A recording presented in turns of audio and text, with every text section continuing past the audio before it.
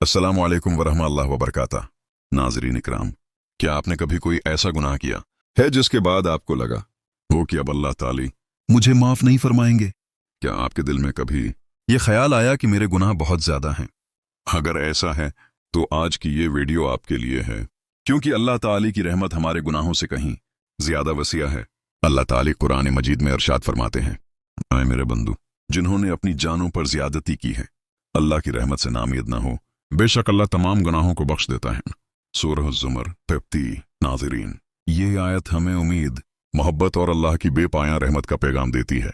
चाहे इंसान से कितने ही बड़े गुनाह क्यों न हो जाएं, अगर वो सच्चे दिल से अल्लाह के हुजूर तौबा करे तो अल्लाह ताली उसे मुआफ़ फरमा देते हैं। नबी करीम ने फरमाया, गुनाह से तौबा करने वाला ऐसा है जैसे उसने कभी गुनाह किया ही ना हो। सुनन इब्न माजा। सोचिए, अल्लाह ताली कितने मेहरबान हैं कि वो न सिर्फ गुनाहों को माफ़ फरमाते हैं बल्कि सच्ची तौबा के बाद इंसान को पाक भी कर देते हैं। एक और हदीस में नबी करीम ने फरमाया कि अल्लाह ताली अपने बंदे की तौबा पर इस शख्सों से भी ज्यादा खुश होते हैं जिसकी गुमशुदा सवारी अचानक उसे वीराने में वापस मिल जाए। नाज़रीन इकराम, सच्ची तौबा के लिए चंद अहम बातों का ख्याल रखना जरूरी है। पहली बात, गुनाह को फौरन छोड़ दिया जाए। दूसरी बात, अपने किए पर दिल से शर्मिंदगी और नदामत महसूस की जाए। तीसरी बात, पुख्ता इरादा किया जाए कि आइंदा इस गुनाह की तरफ वापस नहीं लौटेंगे। चौथी बात, अगर किसी इंसान का हक मारा है तो इसका हक वापस किया जाए या उससे माफी मांगी जाए। याद रखिए, शैतान इंसान को मायूस करने की कोशिश करता है और कहता है कि तुम्हारे गुनाह बहुत ज्यादा हैं, अब तुम्हें माफी नहीं मिलेगी। लेकिन एक मोमिन कभी अल्लाह की रहमत से नाउम्मीद नहीं होता।